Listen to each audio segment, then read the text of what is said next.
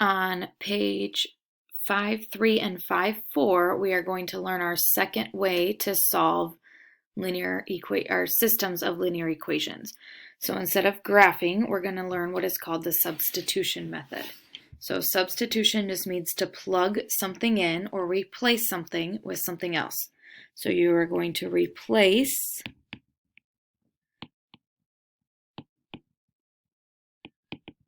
one variable in one equation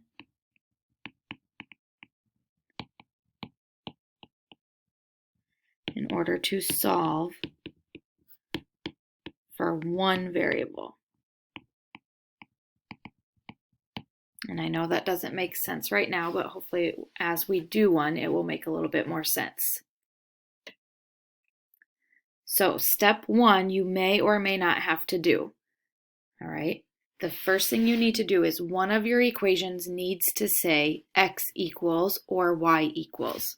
So you need to solve for either x or for y. So if you look at the front page, you actually don't have to do that. In all four of those, every single set, one of them, or in number one, both of them, either say x equals or y equals. So you will not have to do step one. When you look at the back, those you will have to do. Okay, so you may or might not have to do that. But one of your equations needs to say x equals or y equals. When you have that, you are going to substitute that expression into the other equation and solve for whichever variable you have left. After step two, you should only have one variable in your equation. So you're going to get an answer, either x equals a number or y equals a number. What you will do is then substitute that answer into your other equation.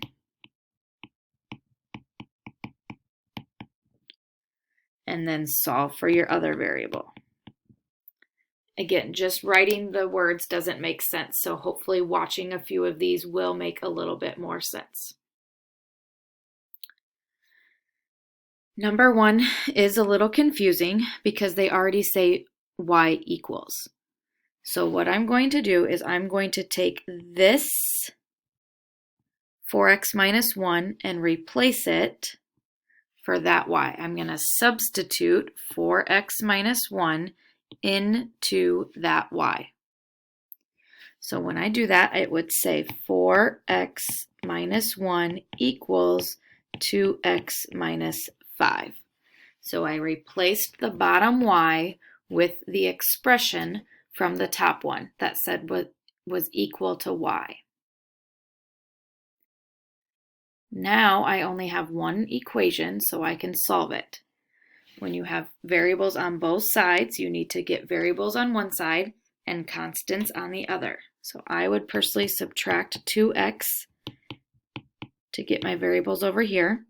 So 2x minus 1 equals negative 5. Add 1 to both sides, and we would get 2x equals negative 4. Divide by 2, x equals negative 2. That's just your first part. Now you need to figure out what y equals. So when you go back and look at your original equations, they both say y equals blank. So it doesn't matter which one you plug in. I'm going to use the top one. So y equals 4 times negative 2 minus 1. I'm substituting, plugging negative 2 in for the x. So that's what step 3 means. So that's negative 8 minus 1 would give me negative 9. So your final answer needs to be an ordered pair, negative 2, negative 9. In this case, make sure your x goes first and then your y. Again, you want to plug it in and make sure it works. So 4 times negative 2 is negative 8 minus 1 does give me negative 9. For the bottom one, 2 times negative 2 is negative 4 minus 5 does give me negative 9. So you don't have to write it out, but you can at least plug it into your calculator or do it in your head to make sure that the ordered pair works for both equations. for number 2, again, the top one already says y equals 6x. So you need to take the bottom equation, and where the y is, you need to replace it with 6x. It is telling you what y is equal to. So 2x plus 3 times 6x is equal to negative 20. So you rewrite the entire bottom equation except for where the y is. You need to replace it with 6x. Technically, I didn't need parentheses, but you will for most of the other ones, so it's a good idea just to get in the habit of putting parentheses in there. So now I need to solve 2x plus 18x equals negative 20. So I need to multiply 3 by 6x, combine my like terms to get 20x equals negative 20, divide x equals negative 1. So I have x, now I need y. It's going to be a lot easier to plug it into the top one.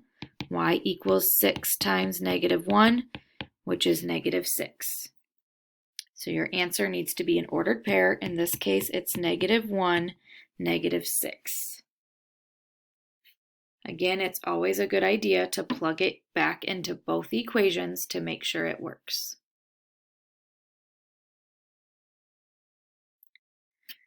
When you get to number 3, again, it says y equals. So you are going to take x plus 9 and plug it in for the y. So 3x plus 8 parentheses. You absolutely need parentheses in this case. So if you have addition or subtraction from what you are plugging in, you need parentheses. So it's just a good idea to always put parentheses.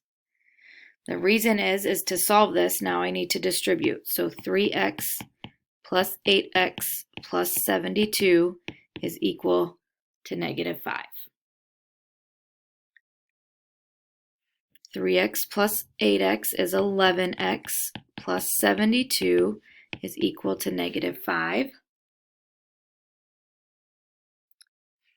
Subtract 72. 11x equals negative 77. So I would divide and get x equals negative 7. So again, I have my x. Now I need to find my y. So I'm going to go back to my original top equation. Y equals negative 7 plus 9, which would be 2. So my ordered pair is negative 7, 2. And again, it's a good idea to plug that into both equations to make sure it works. Number 4 shows x equals 4y plus 7. So you need to make sure you're really careful if it's an x or a y. So I need to plug 4y plus 7 in for that x.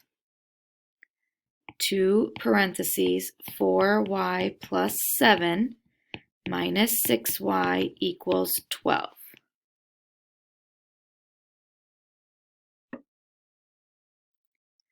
So 8y plus 14 minus 6y